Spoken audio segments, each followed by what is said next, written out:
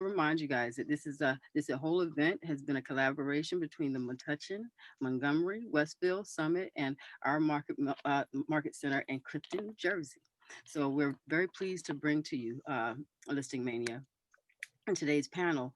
But I also want to remind you guys just of next week in terms of some classes that are coming up. We have to speak that on Monday, Linda McKissick is going to be teaching her class, take 10 listings every month. And then Jason Abrams has the open mic on Thursday to just talk about listings. So make sure to sign up for that. All right, so guys, in this panel, you're going to hear the backgrounds of top agents that work with investors and our investors themselves. You'll hear how listings are a natural byproduct when you work with investors or as an investor agent. Listen and learn about the different approaches on how these agents continue to build wealth through their businesses. There are many themes when it comes to the topic of investing, and so we're mindful of including tips for agents starting from scratch on this topic. I also want to address the balance of agents on the panel.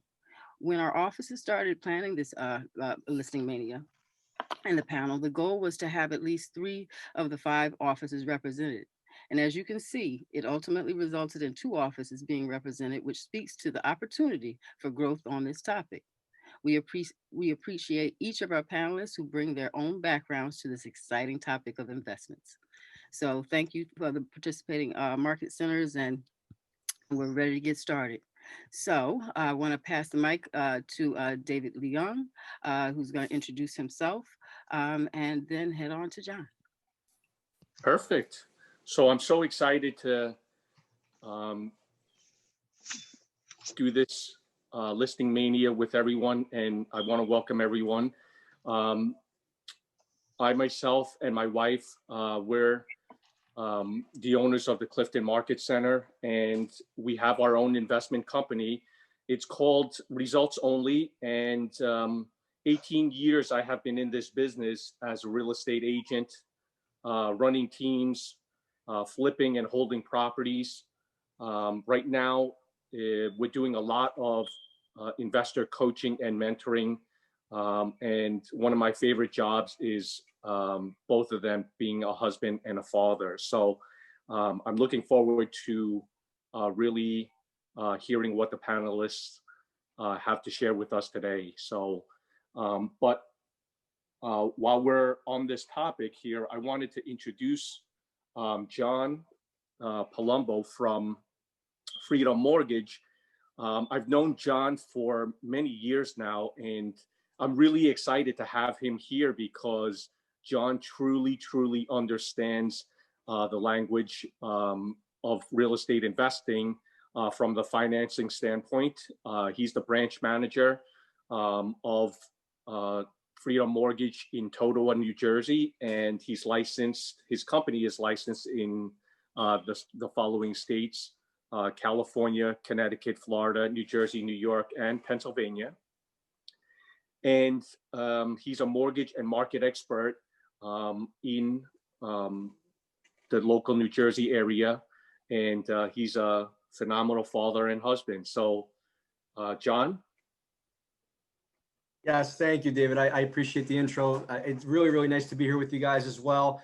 I'm very excited to learn from some of the experts in our field here. And I've been involved in real estate investing myself. Although I'm a mortgage banker now for close to 19 years, I'm doing mortgages. I'm with Freedom about 6-7 years.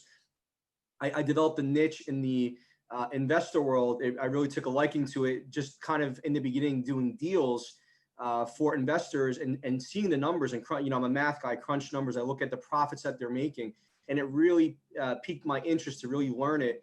And I started investing as a young kid. I started buying properties for passive income, buy and holds. I started flipping properties, and it's really the best thing I've ever done to establish my future. So I'm really excited to learn. It's always nice to hear how people get involved in real estate investing and learn on some of the tricks that they do.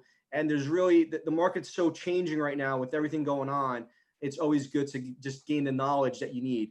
Now, when it comes to part of the reason I'm on this panel is because the financing side of it is a very important part of real estate investing. One of the main things when I speak to an investor and I ask them the question, what are some of the challenges that you deal with as an investor? They always tell me two things. Number one, getting deals. And that's really where this panel is going to really dive in and talk to you guys about that.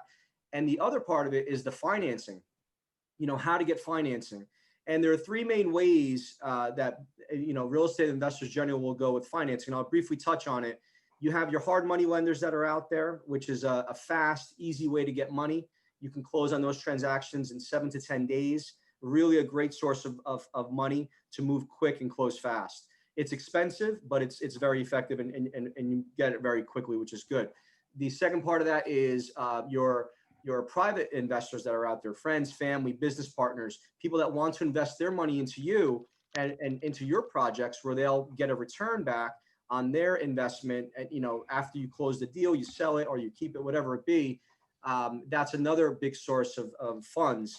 And then lastly is your traditional financing, which is what we do. Okay. In the traditional financing world, there are many different options when it comes to investing, but it's important that you guys work with a bank that is investor friendly and someone who is knowledgeable, because the language of investors can be very different from your typical traditional type of mortgage. When you hear terms like wholesaling, JVing, most mortgage people don't understand that terminology very well. Okay. And one of the things that I've also specialized in doing over the years is renovation lending. Freedom is very big on renovation lending. People don't know that for investors, there are options out there to actually buy a home, renovate it, and still get similar to what's called a 203K, for example. And it's for investors. So there's a lot of really good products that are out there. And it's important that you sit down with a mortgage person and talk those options out, because the traditional lending world might be a good option.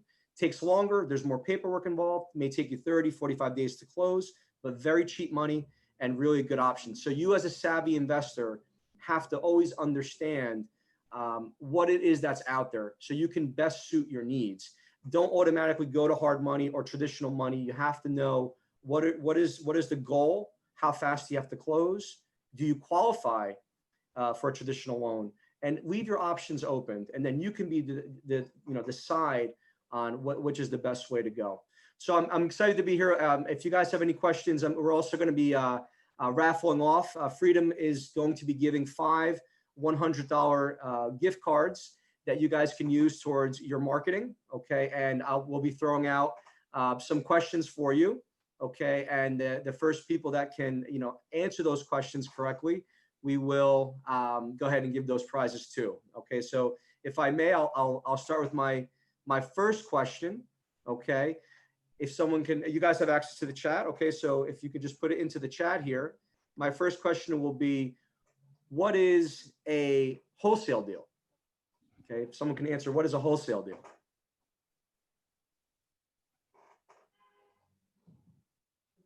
Excellent.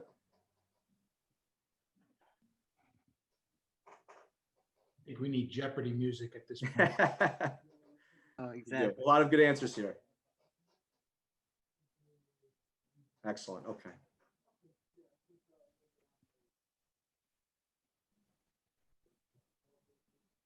All right, good. A lot of good answers here. Okay. I like it. I like it. All right. So wholesale deal is where a buyer basically gets a property under contract and then reassigns it to an end buyer. So they never actually close on the property. Okay, that's a very common strategy, which the panel will touch on. And who was the winner on that one? Who was the first person to respond on this one? Let's see. Okay. Let me take a look here. Going through all right. Thanks, John. Yes, Tez Roro. That's what I thought. Tez Roro is the first winner. Thank you, Tez. Perfect answer. And one more. Yep. The second question is, I'm going to ask, what is an exit strategy out of a hard money loan? What is an exit strategy out of a hard money loan?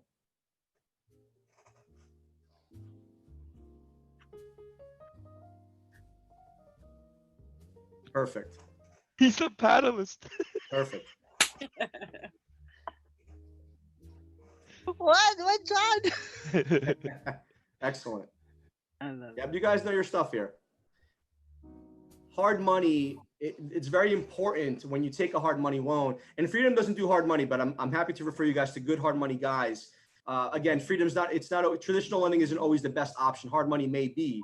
So when it comes to hard money, you have to have an exit strategy. These are short-term loans. Hard money you get out of either by selling the property or you refinance off the property. Those are the two main ways that you can get off of out of a hard money loan. Generally, they're about 6 months to a year's time frame. All right, so great job, guys. The winner on that one, let's take a look. All right. Yep, Peter Klein. Peter Klein's the winner on that second prize. Peter can't win. He's a paddlist. God, I cheated. I'm so sorry. I just like I had to answer with the music playing. Familiar. We have Adrian. Adrian Salvador was the next person that responded. Good job, Adrian. You're the winner of the prize. Excellent. Guys, thank you for your time. I'm going to pass it on to the next person here. Thank you, guys. Sounds good. Thanks so much, John. Well, listen, guys, now we're going to introduce each of our panelists, and they're going to give us a little bit about their background, number of years as an agent, what you did prior to joining KW, and if you're an investor. All right, so we're going to start off with Peter Klein, who was about to win that prize. I'm sorry, and John, I will make sure we find another way to spend $100 together. The reason I answered one was to win the $100, but also to talk about the need to understand the language of our business of investing. And as a real estate agent, we spend a lot of time in our words versus when we're working with investors. It's a whole nother lexicon. I got licensed back in 2006 because I was a real estate developer, and I never practiced real estate as a realtor until I got relicensed back in 2016. And in between, I was buying and selling properties for my own account. I worked for a development firm. I bought my first property at 24, and within 2 years, my monthly mortgage payments was 3 times my monthly salary because I was over levered, but I had rental income, and I used that to then pay it off. The other thing I'll say is John and David had the loving husband, loving father. That's missing from mine because my son now is at home by himself doing virtual schooling, but he did text me, so I think I'm okay. So I do love him as well. I work in the Metuchen office. They call me the agent of agents because when people have questions, I'm a resource to answer those questions. Beautiful. Thanks for sharing. All right. Perfect. So our next panelist, India, is Michelina Perino. Mickey, you there? Yes, I'm here. Thank you, guys. Welcome, everybody. My name is Mickey Perino. I am a wife and mother of 2 girls. I actually started my own business with my brother for over 35 years. I'm a hairdresser and we own a hair salon, which we've been very successful, even in COVID with the slowing down of business for a few months, but we're back in full swing. I became an agent in 2004. And I've been with Keller Williams for going on my 12th year in February. I first did a flip, unbeknownst to me in 2005. My brother and I bought a condo, and a month later we sold it for like an $89,000 profit. It was amazing. And that's where I really started getting my interest in investing. Just by my knowledge of being a great agent and knowing a market area and value, that has helped me. 2014, I've actually met one of my business partners and bought my first multifamily. And that really interests me, building wealth for future with other people paying down my mortgage. I also am a capper for the last 8 years, going on 9, hopefully soon. Circle of Excellency. And I run a mentor program for the last 2 years with new agents, trying to get them into production and being a great agent. And I'm also the director of seminars for results only. And that's it. Fair enough. All right. Thomas, we are ready for you. Please share a little bit about your background. How you doing? My name is Thomas Vocera. So I am with Keller Williams Team Realty in Clifton. I've been an agent. It's going to be going on 3 years. It's about 2.5 years now. Before I was a real estate agent for the past 20 years, I've been an executive chef and a restaurant owner. I've had 5 restaurants over my career. Started out in Atlanta, Georgia with my first restaurant, and moved my way back up to New York and went to culinary school to refine my talent, and opened up a 80-seat restaurant and bar in New York City in the Gramercy area.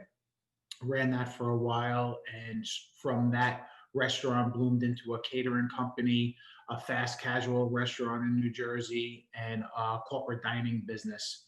And back in 2016, I decided it was time to get out of that business, and I sold that business and moved on to the corporate catering world, and actually ran 13 units in Newark Airport for a company called OTG. I was their fast casual director and was running 13 different concepts at one time in the airport. So it was really a high volume chef more than anything else.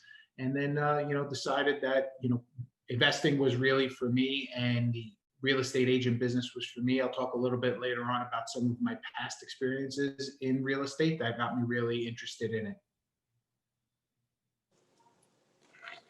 Perfect. Well, welcome, Thomas.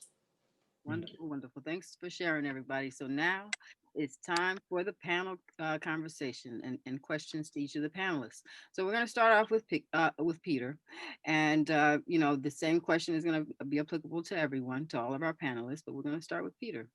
So pretty much you all started your pathway differently in how you started to work with investors. Some of you were investors before you got your license, and some the pathway was becoming an investor after being licensed. In the end, all 3 of you ultimately are agents who work with investors and are investors yourself. What did that start look like for you, Peter? So I think as a New York City resident, it was tough writing that rent check every month. And when I bought my first apartment, it was a chance to become a homeowner. And then I bought the apartment next door, so I became a landlord. And then I wound up investing in a Hamptons property that we would rent out during the summer. And I realized that if you could do the math, there was an opportunity to, as Mickey said, to have other people pay your mortgage. And so very early on, I realized that passive income wasn't a full-time job, which is great when it's passive. And while I was adding value by doing renovations, while I was doing the maintenance and managing the properties, it wasn't completely passive, but it was a way where I was able to add value by being involved. And that led to continuing to analyze and invest, buying both properties, tax liens, distressed mortgages. And I used the analytical process of understanding the numbers. As John said, he loves the math, to then put money to work, both my own money, and then I raise money to put others as well. And I usually do anywhere from 10% to 25% of my own, and everything else is leveraged with others. So I would say my path started in analysis, went to financing, and then at some point I actually became a general contractor. So it was full cycle. Beautiful. Thanks so much for sharing, Peter. So Mickey, what about you? What was your start like? I think my start was when the first flip that I did with my brother, like it kind of enlightened me on what I could do to add some wealth in my life. Even though it was a flip, I really started learning about how to add value to the product we eventually were going to sell, like light renovations, like maybe painting, redoing the cabs with paint and changing the knobs, changing the countertops. And then, when we sold it, we were making a really great return on our money. So that kind of really interested me. And I really started getting into home staging and learning about that. I had a friend who was actually a TV designer, and I learned a lot from him, how to stage homes by using like the client's own furniture, maybe putting covers on a sofa, making it look aesthetically nice, changing paint colors. So I trained with him for about 5 years. And that really started my interest on my pathway. And then actually meeting my first partner about the hold property and about building wealth for something for my future to have for kids' college, whatever, my retirement, and that's really started I think my pathway.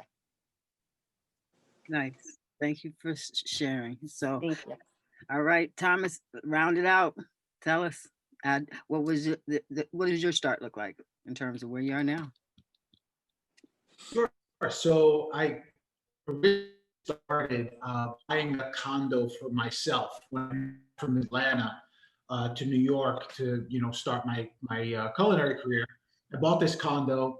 It was a great deal. It was in Staten Island where I grew up, and it needed renovation. So it really didn't start out as a flip, but it turned into it because bought the place, needed some renovations. And funny story, I ended up having a trip to Las Vegas with some friends of mine for a seminar, and I needed $15,000 to fix this condo. I won $11,000 on the crap table on this trip. And I was like, this is incredible. My whole flip was done off of a Vegas night at 2:00 in the morning. It was incredible. So put that money right into it. Had to give it to like 7 different people in order to get it back on the airplane because I didn't want to pay the taxes on it or whatever. But we won't talk about that. That was a long time ago.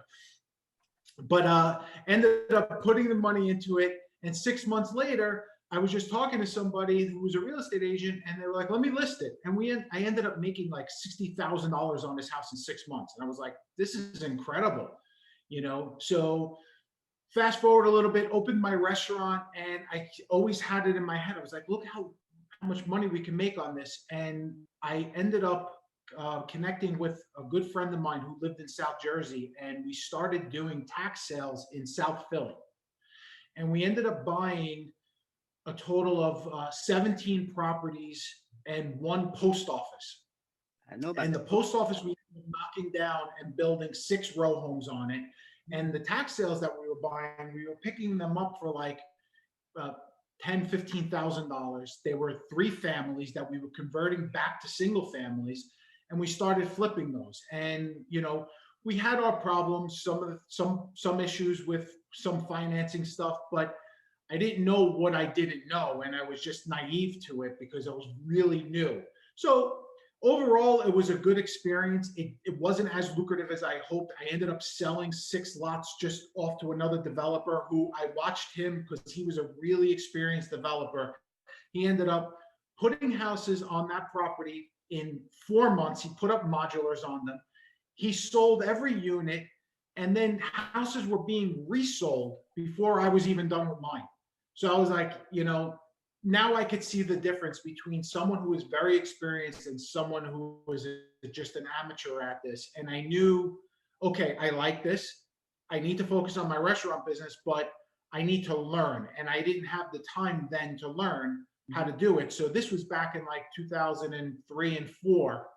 So I put my real estate development career on pause because, I had to focus in on my restaurants, and, just did that. And then I knew when I sold my restaurants coming back in, I was just like, okay, I know that past experience, and I understand that education is going to be everything for me. And, and that's how I came to Keller Williams.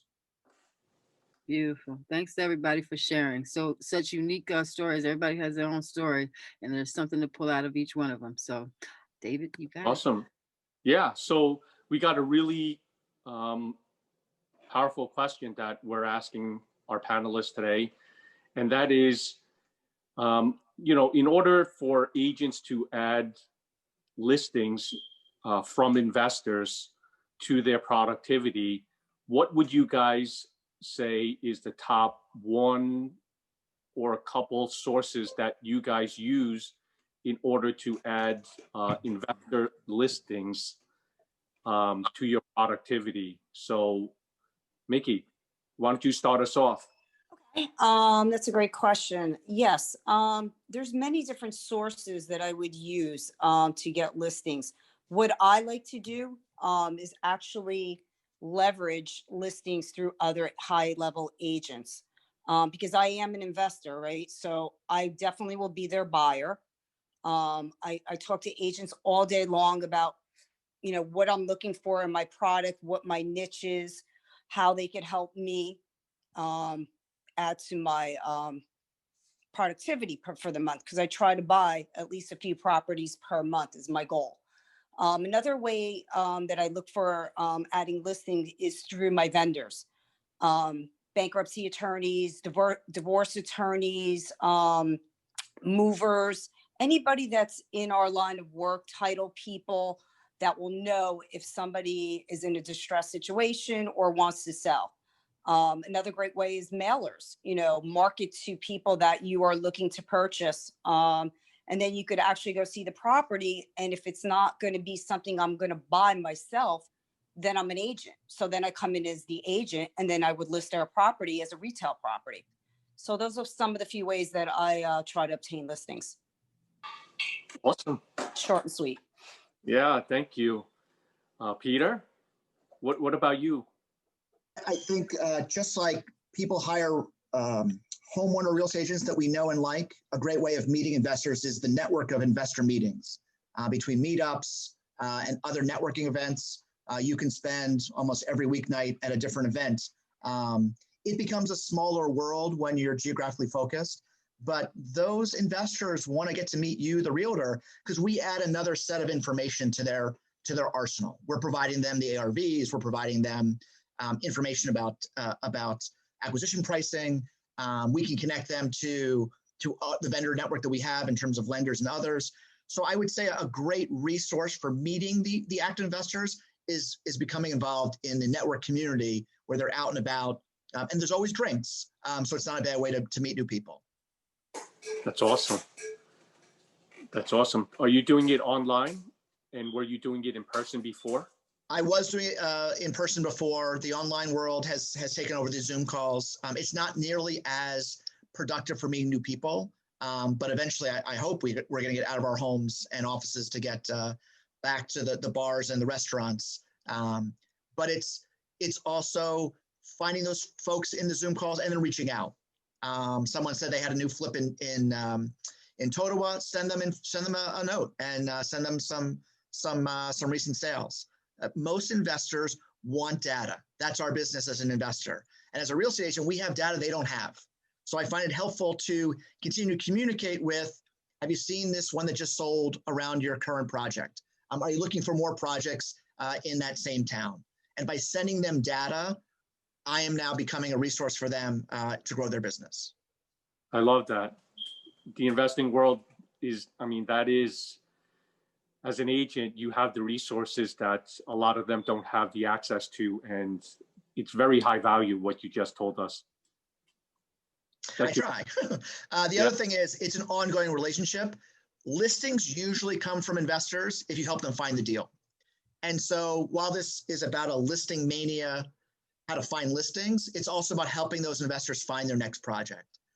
I would say that the majority of investors realize that if you're working for them to find deals, they'll reward you with that listing, which may not be what we want to hear. We just want the listings, but finding them the properties is a great way of becoming their listing agent down the road. Perfect. Thomas? Yeah, so for me, a lot of the sources of listings are actually coming from our own little ecosystem that we have created. Because I'm out there looking for listings, from wholesalers. I'm looking at a lot of off-market stuff. But what that ends up doing is it brings those off-market deals into my platform. And in turn, I have investors that want to do buy and hold, but we also have investors that are looking to flip. So within our own little platform, I'm able to create my own listings that way. And that's how, an agent that works with investors really ends up growing their listing business, because there's plenty of investors out there that just want to flip. They don't want to be a landlord. They don't want to collect rent. They don't want any of that stuff. They just want to buy. They like what they see. They might be handy. They might be GCs, because we're talking to all of them through the same way, like Peter said, networking events and things like that. I'm really heavily into networking with, more organized networking like BNI. I'm a big supporter of that group, but we're bringing these deals in. So if I'm bringing in 50, 60 deals a year, I would say 20 of those are going to be flips. So I'm organically creating my own listings. And it's really important to have that whole ecosystem of all the different sides, and make sure you're not pigeonholing yourself into one type of investor client. Perfect. Perfect. So, how do you guys translate it into a database that you guys use in order to, nurture and push your business forward? What kind of database system or model you guys are using in order to do that, to nurture or to even find and feed it? Go ahead, Peter. I was going to talk about my Facebook groups, which is a little bit embarrassing, but it is a way of nurturing and meeting other investors. I belong to over 900 Facebook groups with 9.4 million members. But within that, 210 of them are just for real estate investors. And that's for wholesalers. That's for people who are contractors. That group of Facebook groups with about 2.6 million members, not all unique, is a way of not only communicating, but watching what's going in the market. We pull them into our database. We run a CRM. We're using Mojo right now and migrating over to KW Command. But we keep a list of what we call an investor-ready properties. I define an investor-ready property as something that needs to be repositioned. It needs to be repaired. It needs to be subdivided. It's something where an investor can come in and it's ready for them to make a profit. We monitor about 600 properties that are active on the MLS, and we share that database with our investor clients. In that way, we've done the work of going through the MLS each week and finding an investor-ready property, and then sharing that data with our client base, organized by county, organized by price point, organized by single family versus residential. But by tracking it, we're able to say when someone goes, hey, I'm looking for an investment property in fill in the blank, let me send you what's active. Or let me send you what's expired and didn't sell. Or let me send you, what we think is a neighboring property. So we're using the MLS to identify properties and then curating it and then sending it out to our database of clients. Is it easy to extract data from Facebook? From Facebook. In order to nurture?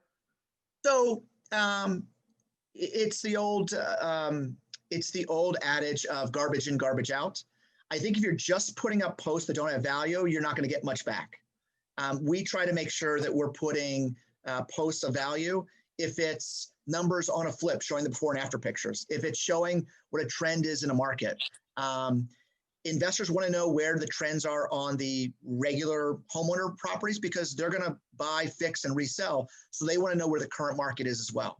The more data we share with these finance people who are investors, it allows them to realize that it's not just buy it, put some paint down, fix a kitchen. There's more to it. And we try to be that resource to provide them that information. Got it. That's perfect. Thomas, what about you? About how are you gathering database, clients, listings? What's the source you're using in order to nurture?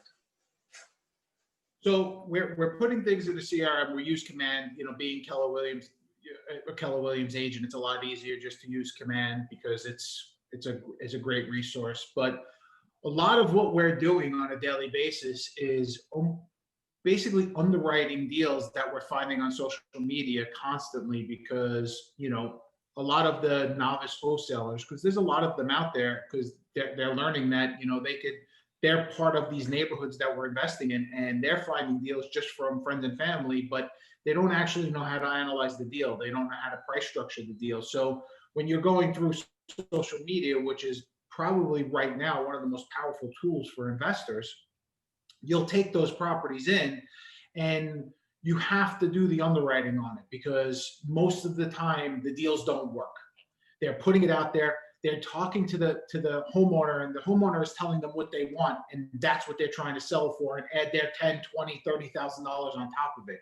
But they're not even taking into consideration the rent. So we're actually having to educate the wholesalers back again, sending them back out to the homeowner, getting them to renegotiate their contract or assignment, and then coming back in. And then once we have it there, we'll put it out to all of our platforms that we utilize and make the deals happen that way. But it's a lot of hard work on our side because, you could get caught up being inexperienced, getting stuck in a property that'll never cash flow no matter what you do. And I tell you, one of my biggest tools that I use on fly is actually John Palumbo's app. I go to his app all the time. We can quickly underwrite a deal just from a mortgage, insurance, and tax perspective from his app. And I do it all the time. And I'll share it with some of our mentees, use this app. It's a great tool.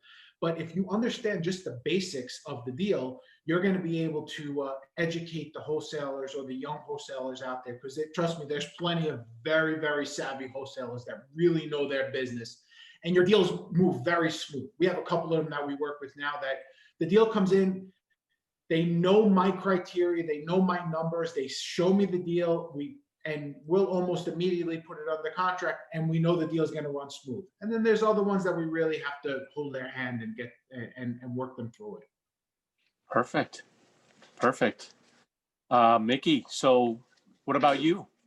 Yes, about getting my database, I believe a lot is through education and seminars. I believe educating the public to teach them about what we do and how we do it really, really makes them understand and wants them to learn about what we do. We also have an investor consultation that we do every Monday night because of COVID, where we're not at the seminars anymore face to face. So we decided to still educate the public through investors consultation, going over our niche. How do we find properties? How we help agents get listings? How, we want to help everybody, how to raise money, capital. And then we have a coaching program that actually helps any individual, whether it's an agent, non-agent, to build wealth in their future through investing, long-term buy and hold. So definitely education and seminars are a great way to build your database. That is a great segue, because the next question is about, your education, and each one of you have spoken, a little bit about that. But, what would you say are the foundational educational resources that an agent would look for so that they can speak the same language as investors? You asking me? Well, actually, it's back to Thomas. Okay, go Thomas. Well, education with an experienced investor is key. For me, I knew that when I became an agent, I seen what David was doing on an investor level from just being in the office. And for me personally, I started coaching with David back in December, and that really gave me the education.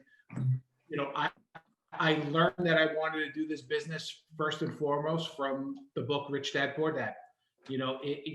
That kind of stuff is vital to understand the basics. And it's funny because more and more the quadrants that he talks about, the 4 quadrants, are coming up more and more online. You see it all the time. Everybody's starting to really understand that the education is the basis for this. So they're all starting to read these books. But you have to spread yourself out and a lot of reading, because it doesn't only have to be real estate generated, that reading, motivational, habit forming, all of those things come into play. But for me, how I excelled as quickly as I did in 2020 and during COVID, is solely because of my coaching with David. All right, fair enough. All right, so in terms of educational resources, next one up is Mickey. In terms of just education, just the foundation, in terms of things that an agent would do, whether it is picking up the whole book, picking up the MREA book, other educational resources, what would you say? Right. Well, first, I think you have to decide, if you're an investor, what type of investor do you want to be? Are you going to be a flipper? Are you going to be a buy and hold for the long run, 2 to 4 families? So I think that's what you have to decide, what is good for you and your future, what you have in mind for that, and set a goal for that. The next thing is to model with somebody. Find somebody that is highly successful in the field that you want to get into invest in. So if it's buy and hold, obviously there are great programs out there. There's coaching. I myself, along with Thomas, coach with David. because my goal is to buy 55 properties in the next 2 years, buy and hold for the long term. So knowing my goals and how to get there, I think you need to model with somebody that's done it successfully, because success leaves clues. So that's how I started researching and getting into what type of education I needed to get to hit my goals. So whether you're a fixer flipper or just hold or just flipping, model yourself after somebody, find the courses and education and classes you need to get there. Coaching is a must. A mentorship is a must. Everybody does it. Lawyers do it. When you become an attorney, right? You have to do your attorney, like you're just the gopher, you're the power for like 2 years. Doctors do an internship. You have to have some type of mentor and coaching to be successful. All right, so Mickey, thank you for sharing that. And I'm going to say this in terms of perspective of the agents on the call, because not every agent is actually of mindset to start investing right away, right? Well, they And still have so- to learn, right? Exactly. And so they've got to learn. So on that side of things, going through some type of coaching or studying those resources are going to help you to be able to understand how to speak the same language as investors. And then I guess it's the hope that, from going through all of that, one of the things that is great for agents is the ability to, be part of the statistic where you actually are one of the small percentage of agents that are actually investors as well. So, Yeah, attend seminars, read books. I mean, you have to do this background and research, because you have to know what type of investing do you want to be good at.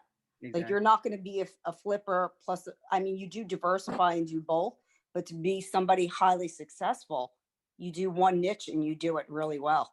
Fair enough. Good stuff. All right. So, Peter, what about you in terms of thinking about educational, foundational resources? Thank you. I will tell you, one of the key tools that I have in my toolbox are my work boots. And I think if you want to work with investors, you start showing up at properties to be fixed in penny loafers or wingtips or stilettos, you're not a real estate investor for investors. You have to have work boots, and you have to be able to go into basements and crawl spaces and understand from a perspective of they're going to buy what we may not call as consumer ready, and they're going to put investing in. So you as their advocate, you as their advisor, you've got to be able to walk the walk as well as talk the talk. And so when we talk about educating and learning the language, that's talking the talk. But to walk it, it's literally walking through investment properties. I have a stick somewhere here. When I walk into a abandoned property, I am the loudest real estate agent you've ever heard. Hello, is anybody here? Because you'll walk into vacant properties and there are people living there, not legally. So part of our job as advising investors is knowing what the opportunity is in a property. And that comes from walking through. When there's water in the basement, what's the source of it? We should know. If the panel has a mix of wires coming out of it, is that good or bad? Is there a sub panel? What does that mean? If you're looking at groundwater versus a faulty septic system, what does the septic system look like when you repair it? All of those things, believe it or not, are keys to an investor. Every investor I work with who buys the septic system, their first question is, what's the condition of the septic system? Okay, so how do you find that out?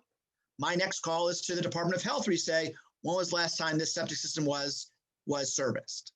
Those kind of things somewhat bleed into our business as real estate agents for owners, but for an investor, there's a different take. And literally my work boots are always in my car because I am going through basements and disgusting homes full of hoarder crap, because that's what an investor wants. They want the hairy projects, because when they shave it down, that's where the gold is.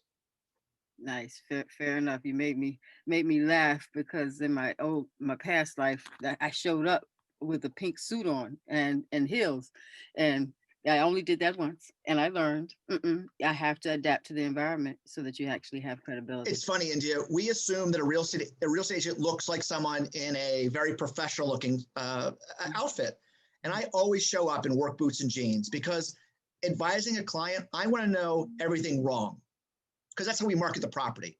It's the same with investors. We want to know everything that's wrong so we can have a solution to it. We want to know what needs to be fixed, what's going to be a problem, where the give backs are going to be. That's really the key to advising investors, telling them what the risks are so they can build it into their model. Fair enough. And through education, you get that knowledge on the ground. All right, fair enough. On to the next, David. Yes. So, and that leads into the next question we actually have, because you know, as an agent, you kind of have to have as much full disclosure about what you're selling, right?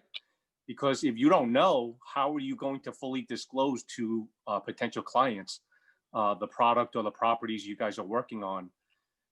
So, you know, in terms of working with sellers that are investors, what would you say is the difference between how to nurture or work with sellers that are actual investors, let's say like a flipper, versus, you know, a traditional home seller who is just, you know, maybe they're transitioning in life, or just a normal, regular, traditional seller?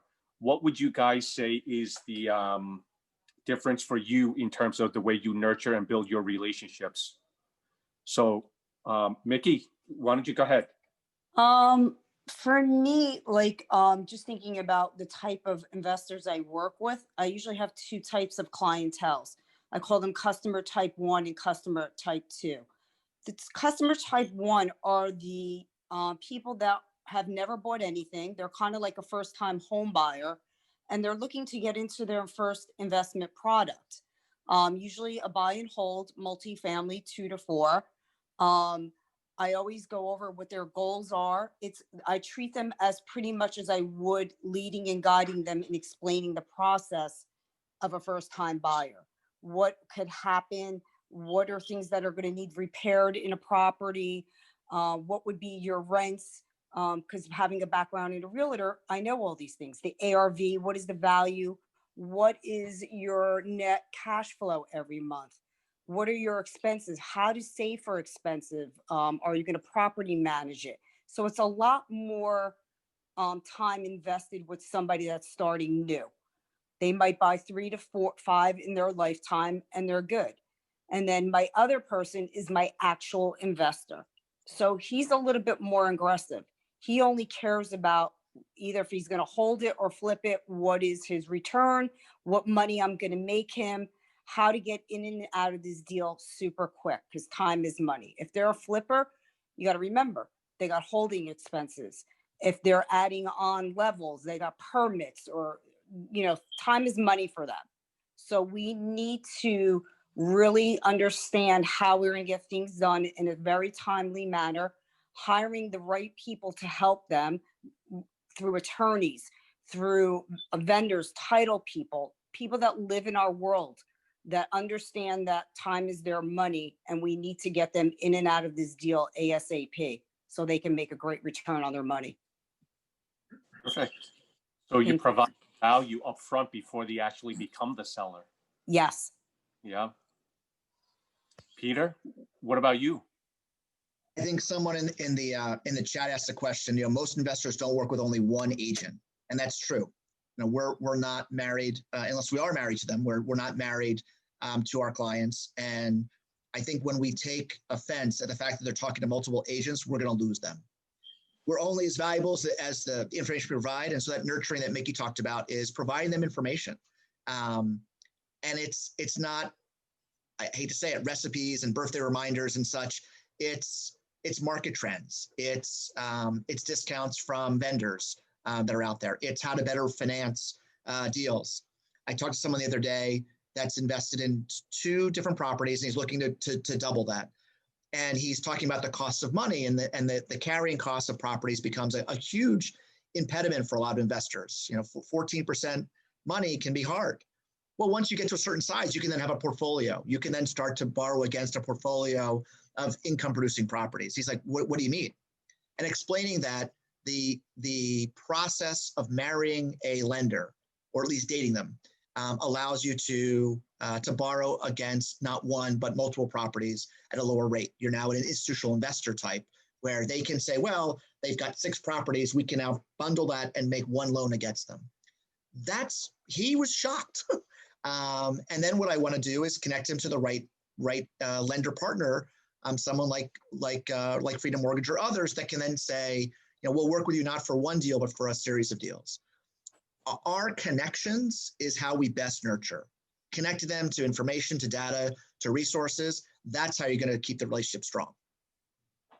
Perfect. 100%. Relationship is key. Thomas? Yeah, so when it comes to traditional home sellers as opposed to investor home sellers, emotion is taken out.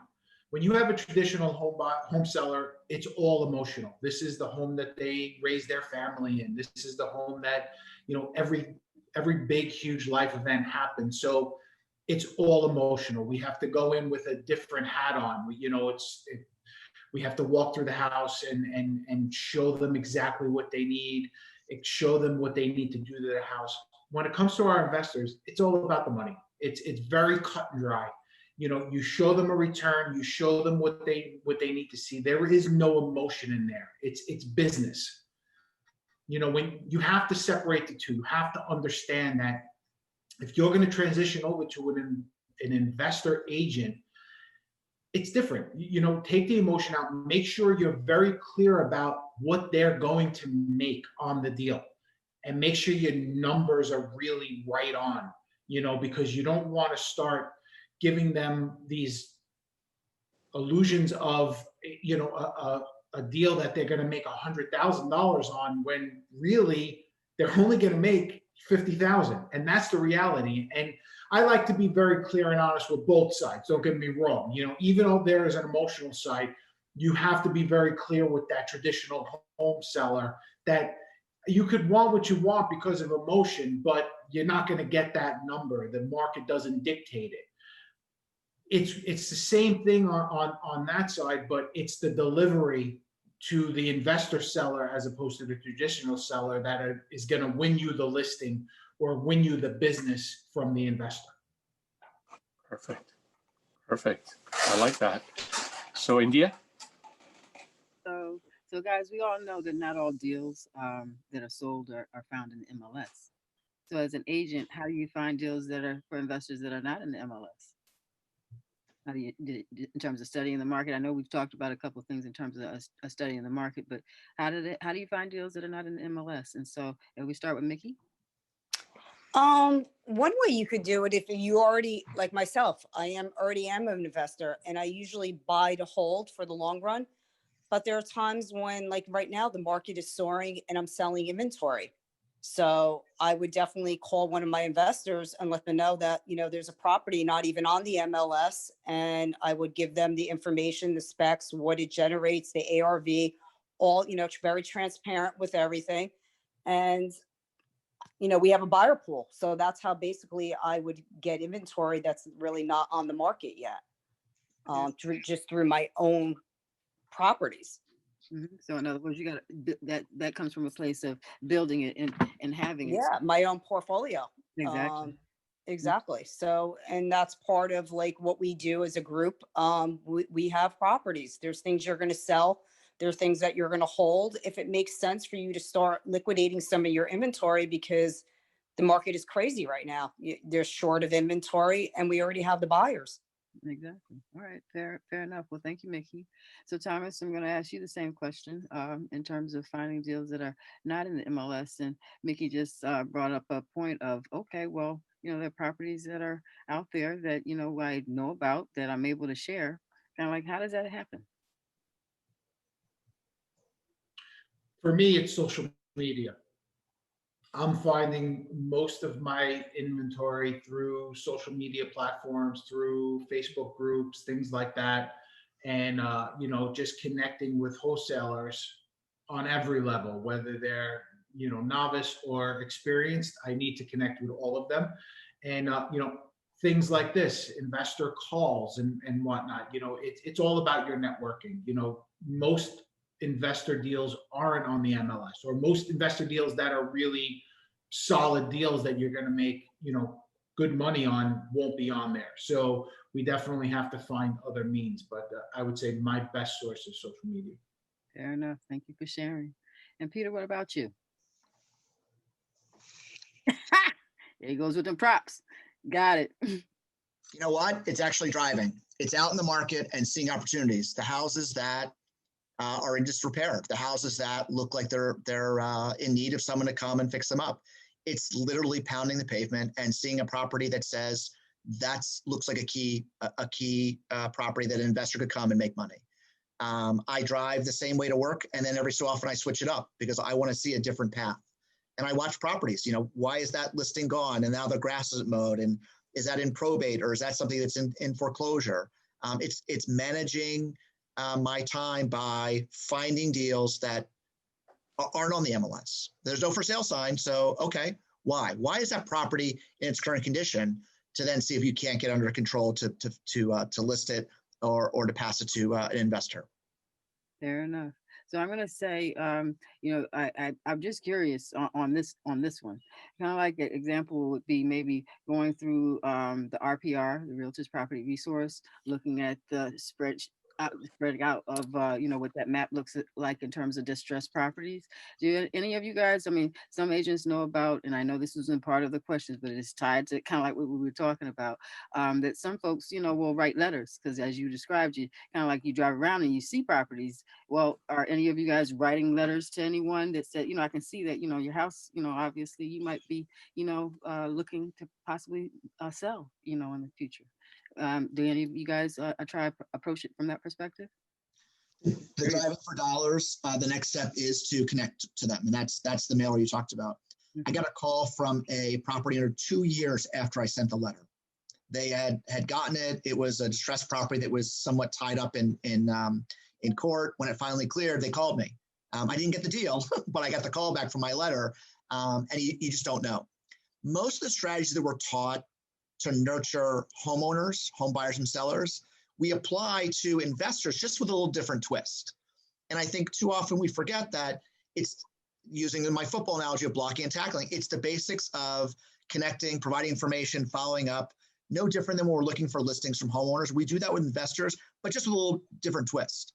An investor database may have guys like Mickey says who buy 1 or 2 properties a month or 1 or 2 properties a year. How do you manage them? Well, you just take notes, make sure that you're staying in touch with them in a different frequency. That guy who's buying 1 or 2 a month, you want to make sure you're talking to him one or 2 times a month. That guy who's buying 1 or 2 a year, that may be a quarterly call. No different than how we market to regular home buyers and sellers. The strategies or the processes are the same. How we implement them are a little different. And so don't think that's a whole nother way of doing business. It's just doing it consistently and providing value to our clients. Fair enough. Thank you so much, guys. David, take it away. Yeah. So how do you guys identify an investor that is serious? Like they're not looking to buy a $60,000 renovation job in Upper Montclair. So Peter, how do you do it? I've got the crystal ball. You look into it, and if they're no, it's no different than a buyer consultation. There are questions that we ask to screen out the pretenders. When someone calls about a $60,000 investment, which I had happen, I said, well, you know what? Before we go see it, will you send me proof of funds? The guy had over $1 million in liquid assets sitting in an account. That looks like a real deal guy. Or another guy says, well, I don't know. Like if you can't put together proof of funds, how serious are you? Good deals go away very quickly. So one of the key things that we look at is someone's ready to jump on an opportunity right away, which means they've thought through financing. They have a relationship with a lender already. They have a track record. So there's a couple of deals they've done. I'm not afraid of working with first-time investors, but they have to have done it the first couple steps before getting to me. We're just understanding the process, having a team in place of how they're going to complete the renovation or the flip. Calling up because they watch some info commercial and says, well, it's easy to make money in real estate. You can kind of sniff those guys out pretty quickly. If they don't talk the language because they don't know, that's one thing. If they don't talk the language because they're trying to BS you, there becomes the waste of time. Got it. There's a lot of those that watch TV one time and they want to know how to knock down the house today. The HGTV investor is a huge waste of our time. unless they take it another step. If you stop at the TV show, okay, that's one place. Once you go 2 more steps with the education things that Mickey and Thomas have talked about, how to add to that, then they become serious. But until then, it's a huge waste of our time if we're the only place they're getting information. I'm not afraid to help, but I can't be the sole source of education. Got it. Thomas, what about you? How do you know this person is serious? Well, like Peter said, questioning them and understanding the questions, and you'll experience it over and over again as you pre-qual more and more of the investors. You know, if they get it, if they get what you're saying, and they're answering the questions properly, because there's only so many questions you're going to ask them to understand if they know this business. And on the, you gotta sometimes roll the dice a little bit with them. You have to put in a little bit more time and maybe take them out once to see what they're all about. You know, there's plenty of clients that I have decided, you know what, you're not ready for this, and walk away, because I'll take them out once, but if their expectations are unrealistic, you have to recognize that immediately, or you're going to be wasting a lot of time. Same thing as a traditional real estate agent. You're going to know when a buyer, you know, you could take a buyer out to see 50 properties, and you understand it. You know, all right, we haven't honed in on exactly what they want, but we're still looking. You know, a good rule of thumb for me is, you know, my uncle, he was a commercial real estate agent, and when I was telling him I was getting in the business, he was like, as a commercial real estate agent, now it's different from investors, but he looked at it this way: if somebody tells me exactly what they want, and I show them 3 deals that are exactly what they want, and they still don't work with me, I cut them off. I cut ties with them, and I'm done, because they're really not serious. So he'll put a little bit of time in, but he has to recognize right away. You're trying to work with a lot of different people, and if you can't recognize that, you being a professional agent and investor agent, then you're going to be wasting a lot of time. So it's really focusing in on those questions initially, and then doing what you need to do to show them the way. Got it. Awesome. Mickey? Yeah, I agree with both Peter and Thomas about that. I take it a little bit more focused on a great criteria and profiling them. Like, I want to know their background story, what they've done in the past, what does their future look like with investing? What are they looking to do? How many properties are they going to buy per month, per year? Are they working in the business? Are they an agent themselves? I have very specific questions. What product are you buying? A 2 to 4 family, or are you looking for flipping? What areas? What are you looking for in a return every month on your investment? It's just like being an agent. You have to have a precise buyer's consultation with them. I'm not going to waste my time and take them to a product they're not looking for, just with like a regular residential seller or buyer. If I present a great deal that makes them money, would they care about the return on investment? Like, everybody's fixed on that ROI. If I could show them a product where they're going to make $800-900 a month in net cash flow, do you really care where the area is? Do you really care of that money? The only thing you should be caring about is money in your pocket. So I really need a very, very strong profiling and consultation for me to understand how much are they going to pay for a 2-family? How much are they willing to pay for a 3-family? Has COVID affected now the pricing? Are you really going to spend more money, but you are going to be making this money back in your net profit every month? Are you concerned with having property that has equity built in it? Is that your criteria? Like, I need to know their story really, really well for me to help them and make my life and their life easier, because time is money for them. Yes. I'm I not agree. showing them things they don't want to invest in, right? We want them to buy, and we want them to make money. That's our responsibility to them as their agent. And So- funny thing you should mention about COVID. So India, Exactly. Yeah. That is definitely the next question, but I'm gonna also segue and guys, we will have a Q&A session at the end, but I wanted to pose this one because it was tied to what Mickey was just describing, and it was Beatrice Blake that posed the question, and the question is, what do you do with an investor who wants to offer $30,000 less for less than the asking price for a deal? It's kind of like what you were just talking about. Before I asked that question, figured I'd ask you. And that's Mickey. That's to you, Mickey. What would I do? Well, first of all, you have to produce ARVs to them, comps to them. So, and then understand it's just like a regular buyer's consultation. You need to explain and set expectations of the market, the current market situation we are in. We are in a market where 2 years ago, a year and a half ago, I could have bought a product in Newark for like 170, 180. Guess what I'm buying it now? Even me as an investor, it's probably like 230, 240 for a two family. So I need to be very, very clear of the current market situation, what COVID has done to the market. It actually increased the sale. Regular residential product on the market is going anywhere from 30 to 50,000 over asking price. It's the same thing with investment. We are not getting the same deals we were a year and a half ago, 2 years ago. That's just the bottom line. I think, and then it's up to me whether I choose to work with that client, because I know he's not going to get the deal. Somebody else is going to get the deal, 30,000 under asking price. That's just me, my personal, how I've been trained as a realtor. It's the same thing with an investor. I'm not working with an unrealistic buyer or an unrealistic seller. Same thing with an investor to me. You want to be in it.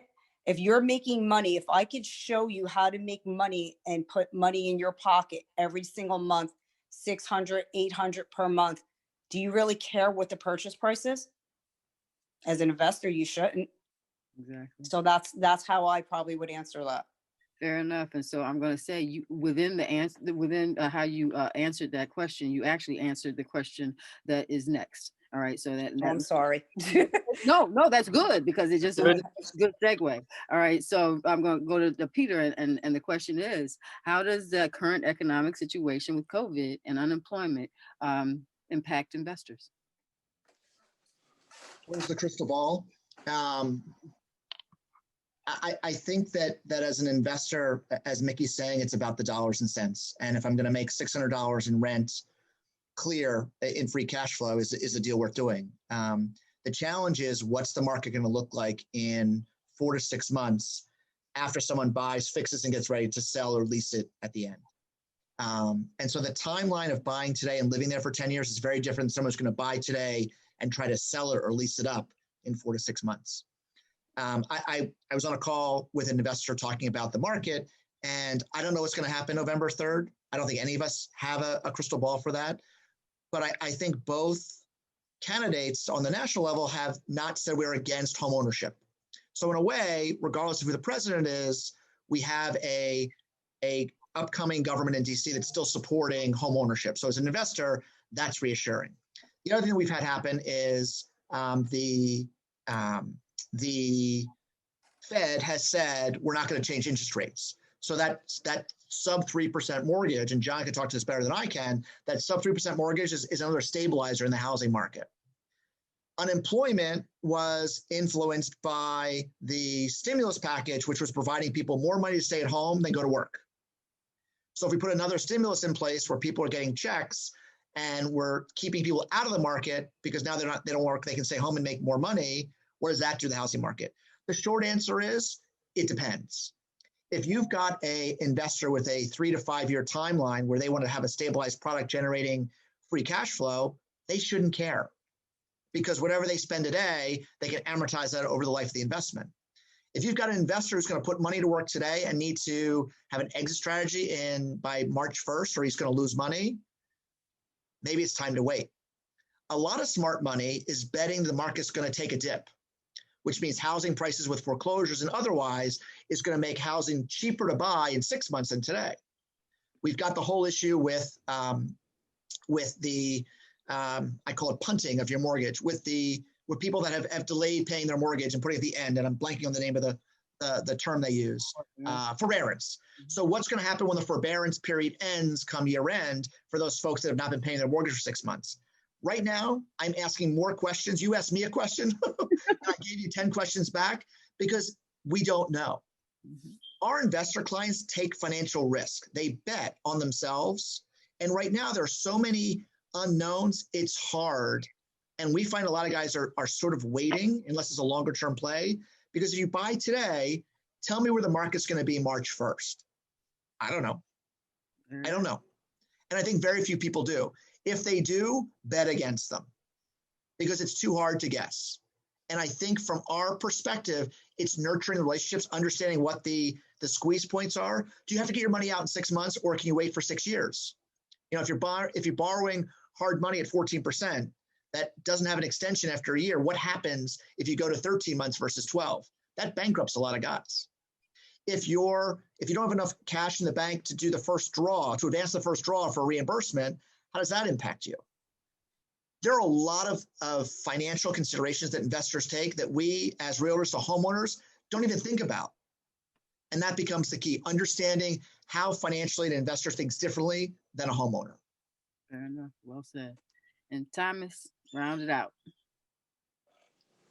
So what we like to do is when we're looking at a deal and we're analyzing it for our investor clients, we want to make sure that there's 3 roads that they could take. We acquire the property. First road you could take is you could leave this property as is. Don't put a penny into it, and it still cash flows. May not cash flow as much as you want, but it still cash flows. So they're protected on that road.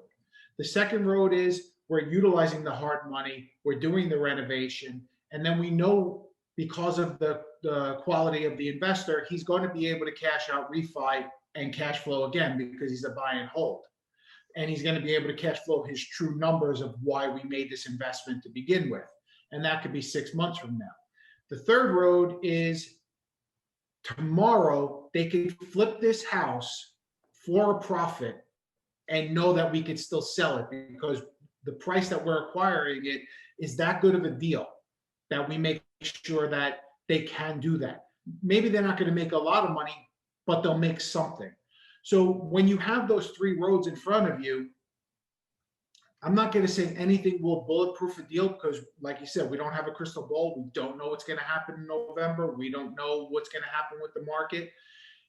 But what that does is it gives a little bit more security that we know that at least we're protected in any which way we go. And, you know, as far as the unemployment goes, you know, one of the things that really impressed me that David and Maureen did, and I'll talk on an agent side, because I did this, you know, we did something, and a lot of Keller Williams agents know about Red Day.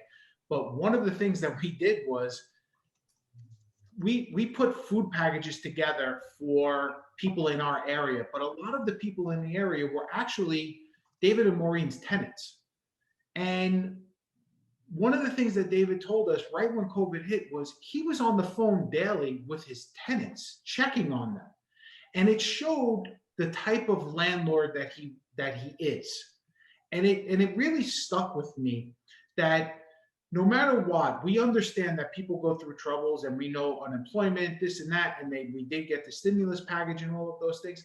But I think a lot of the understanding on the landlord or the investor side when you have buy and hold properties come from just that, you know, place of giving and place of understanding. And I know because I'm within the platform that David really didn't have a lot of problems when it came to, you know, people not paying their rent and everything. And it just shows the level of professionalism that they have when it comes to, you know, dealing with your tenants. You have to be you have to be that person that's going to go above and beyond. And that's what's always going to show you, you know, how your tenants will always protect you. And I learned that firsthand on one of my first few properties because we had a tenant in place on a property in East Orange. And all this guy really cared about was continuously having this place to live. He wasn't going to get thrown out. We went above and beyond and renovated his whole apartment. We didn't have to put a penny into his apartment. He was more than happy living there the way he was. I'm like the greatest landlord in the world right now to this guy because we did this for him. pays his rent 3 days early, and he pays it twice a month because he wants to break it up. But he knows that I'm there for him. I answer the phone when my tenants call me.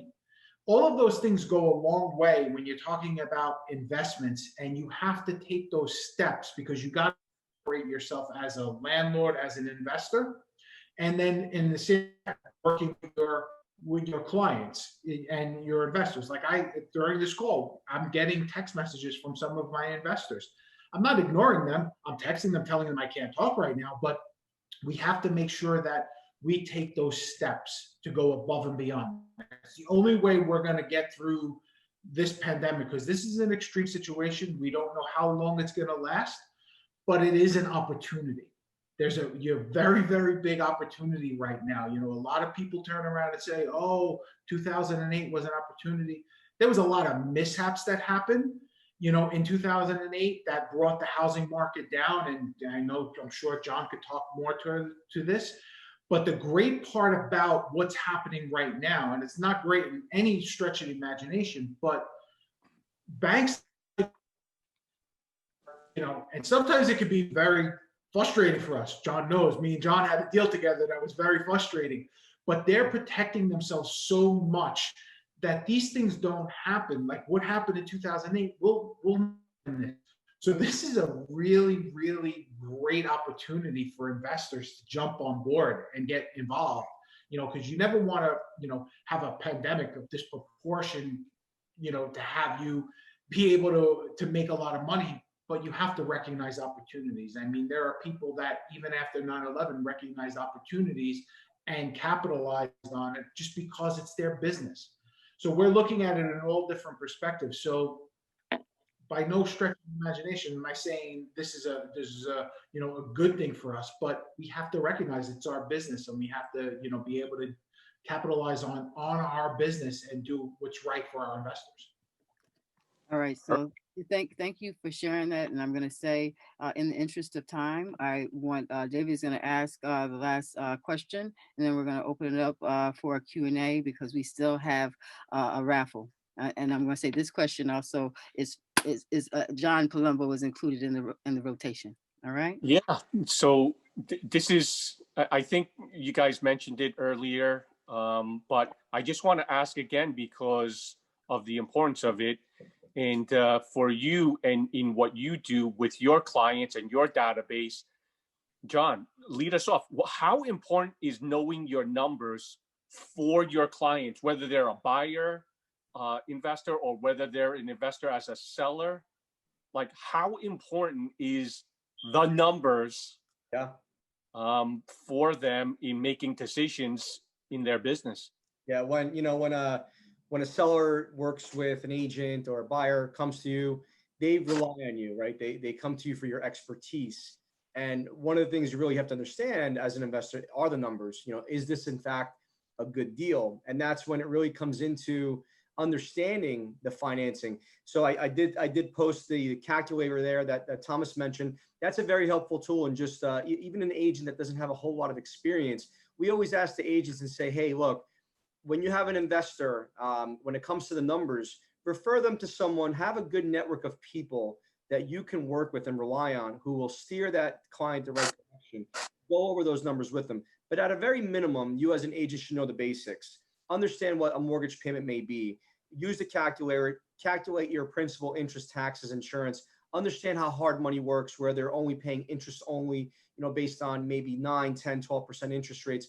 It is very important to understand those because at the end of the day, when you're analyzing the deal, you want to understand your carrying cost. And that's a whole nother topic and you know, to learn on, but just understanding how to determine how much work a house may need, what your carrying costs are. If you go in with the wrong information, and sometimes, unfortunately, it's a learning experience, you know, with investors that they go in on their first deal or second deal, and sometimes they learn the hard way. But if you can do a lot of your due diligence from the very beginning and at least have a basic understanding of numbers or work with someone who does, I think you're really doing a good service to your client. That's really the way to approach it. Awesome. Awesome. Peter, how important are the numbers to you and your clients? I think as important as the numbers are to know, it's also be comfortable with them. Our job as an agent is to facilitate the deal getting closed. And as long as you can handle the communication of numbers back and forth, we don't need to be the financial expert for our clients, but we need to be comfortable in asking them the questions they may have overlooked, as well as making sure they're considering, carry costs. They're considering how long it's going to take. They're being realistic about what the improvements are going to be required. If we can be a good advisor without knowing the specific numbers, but comfortable talking about numbers, I think we can serve our clients well. Exactly. Perfect. Thomas, what do you think about the numbers? I think, knowing your basics is going to be very important, but always partnering with professionals. When you have John on a call, when you have an investor and, John is, open to talk to anyone and help you through that process. And it's always good with Zoom. You could get on a Zoom call, let him break down the numbers with you, and then let him break down the numbers with the client, because that's ultimately his job. John's the number guy. We're finding the deals. We're not the contractors. The same way I'll bring a contractor in to tell me the numbers of the cost. We know our rule of thumb. We know, okay, a kitchen's 10,000, a bathroom's 5,000. You could go through it and get a rough idea, but you're not going to hone in on it. The same thing with the finance side. I'll lean on John so much, just do it with me, work with me on it. But I still ultimately know, what the numbers look like, and your basics of the deal, you have to really understand, or else you're not going to sound professional and you're not going to be taken seriously, but always bring the professionals in with you. 100%. I like that. Mickey? I totally agree with Thomas and Peter on this. And I think part of the expectation is in your your investor consultation with them, letting them know ahead of time that you guys are going to walk through the property together, bring a contractor with you, get an idea of the construction costs, what it's going to cost you to repair the properties, and then speak to John, who's your professional in the lending field, to help you learn about the mortgage, your payments, your interest, your taxes, your home. They should have a whole picture before entering a deal, right? That's your enter strategy right there. Knowing you're doing your due diligence, making sure that property is a legal 2 or 3 family, knowing the numbers from construction to closing costs to lending costs. And then there's no surprises. So being a great agent and doing your consultation, I think helps. I think this is my favorite. One thing I want to add to that, though, is John is a very experienced investor broker. In the same way we're telling you not all real estate agents are the same, not all mortgage brokers are the same, because there's so many, products out there that most, just residential mortgage brokers don't understand. And I've had these conversations with people, but when I talk to John, you might tell John's going to turn around. Well, no, don't do it that way. Use this 203K, and here's the advisor. We did one like that. He brought the advisor on. He made the deal happen, actually, because it would have never happened. Mortgage broker, in my opinion, maybe there's plenty out there, but you got to make sure that you qualify your mortgage brokers. And that's why vendors are really important, to make sure that they understand your business first and foremost before you start working with them, because there's plenty out there. You have an investor tell you, oh yeah, I'm going to go to Bank of America and let them do the loan. Forget about it. Your deal is so that's why that's very important. Thank you for sharing, Thomas. And I want to say that John Palumbo is certainly amazing. But I'm going to say as well, just like we say with our agents on just the traditional business, you have to have multiple vendors. It can't be just one that's on the list. So in other words, that gives you homework and you get different perspectives as well. So just wanted to offer that. All right. So we're going to put this up for questions, and I'm going to say we'll go to one question that was posed in the chat, and then ask anyone else that has a question to put it in the chat now. Tez, thank you for asking. The question is, for those of us who don't come from a background in contracting/renovation, what is your advice in being able to act quickly, assess cost or renovation, and providing an accurate ARV? It's open to anybody to address. Well, I think I'll answer real quickly, but I think it just goes back to what we were just talking about. You need to hire somebody in that field that is that professional, because that is their job. To explain to you what it's going to cost to be fixed, whether it's aesthetic stuff like painting, changing lighting or a floor, or to major construction. And that is that professional in that field has to answer those questions. You may not have a knowledge of it, but you're putting in your trust, and that's what's building trusted relationships through lenders and all different types of vendors, contractors, title people, attorneys that speak the language of investing. These people that you use have to understand the world that we live in, and that's investments. There it is. All right. So next question. Thank you, Mickey. And this is open to everybody, but Adrian asked this question. He said, will finding a reliable, I'm going to say a couple of questions in here. Will finding a reliable contractor who knows how to cater with an investor and their criteria be very important in terms of investing? So I think pretty much part of what you just described answer that. Or do you also recommend how much we need to spend on rehab ourselves? If so, what do you think is the best way to learn how much we should be spending on a rehab?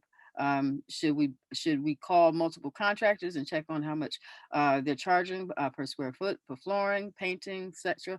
I think part of that was in what Mickey shared. However, I still put that out to everyone if you wanted to add. Go, Peter. Peter, let's go ahead. Let's do it. People are going to like this. Are you ready? If you as a realtor know the ARV, how to finance it, what the construction costs are, do the deal yourself. There's no reason to give the deal away. When an investor calls me and they don't know where to get the money and they don't know how much it's going to cost to fix, they don't know what's going to be when it's done, I'm like, goodbye. You're not a real investor. An investor should come with one level of expertise, either finance or construction or something else, or what are they adding? We as realtors to investors add a really key piece, which is what should the homeowner expect at the end of the deal? What should that finished product look like? If every $400,000 house in Linden has granite, you better have granite in your house. If every $1 million home in Short Hills has Sub-Zero and Thermador, your home better have Thermador, better have those kind of appliances. Our job advising investors is what the property is going to be worth at the end. And we can tell them, don't overspend because you're only going to get $625,000 to $650,000 for the sale if you match the buyer expectation of every other home in that market at that price point. There it is. Because we don't control the contractors. We don't control the subs. Our job is to be the real estate expert, providing them data about what it'll be worth at the end of the project. All right. Well, thank you for answering that last question out there for the folks on the call. And so now we're going to turn it back to John Palumbo with those questions. And just a heads up, guys, RESPA, right? So wanted to make sure that everybody understands the folks that are on the call. If you are an agent with one of the market centers, our market center, the KW market centers, we are going to be reaching out to the market leadership in terms of, transferring, monies associated with the gift certificate, because we can't give it directly. And then if it is someone that's a guest that's on the call, we will reach out to you as well. All right. So just wanted to give that heads up. So take it away, John. All right, awesome. 3 questions, 3 gift certificates. All right, we got 3 more $100 gift certificates coming your way for your $100. All right. So next question will be, what is a JV? Explain to me, what is a JV? What does it stand for? What does it mean?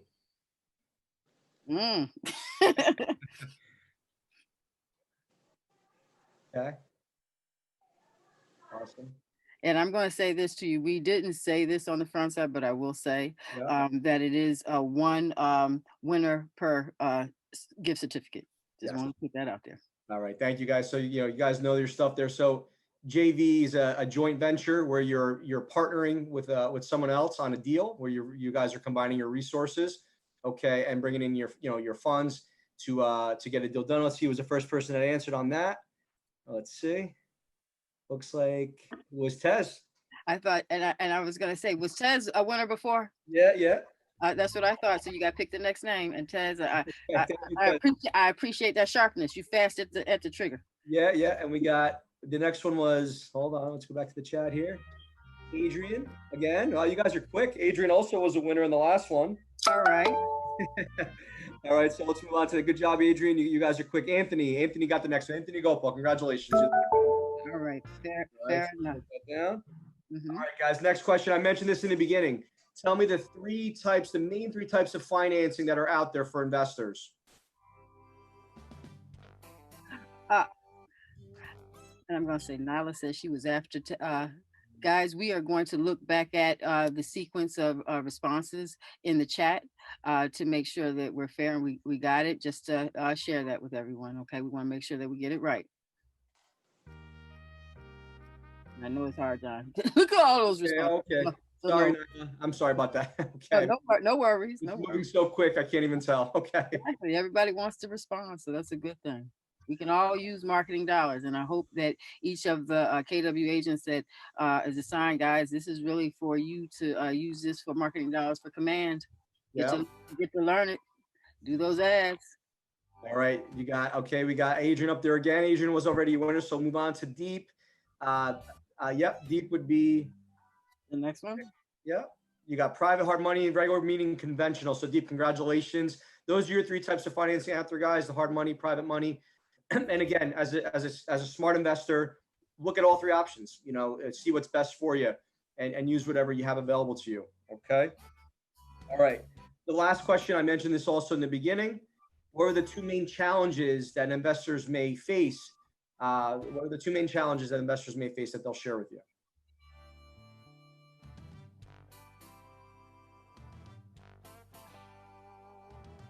Nobody wants that money. I don't see anybody. Okay, good. There you go. The answer is the main challenges for investors finding the deals and finding the money. So the winner on that one would be here. Evgenia. Evgenia. Yep. There it is. Congratulations, Evgenia. All right, guys. Those are your $500 gift certificates that we'll be giving out to you guys. Congratulations to the winners. We will reach out to each of the winners, and we want to say thank you for everyone that was on the call today. We hope this session was helpful for you. It has been recorded, and so we certainly will be reaching out to you guys to share. All right. So thank you to our panelists as well. Thank you to all the panelists on the job. Thanks, everybody. You did a wonderful job. Thanks, guys, for your knowledge. All right. Bye, guys. Bye, guys.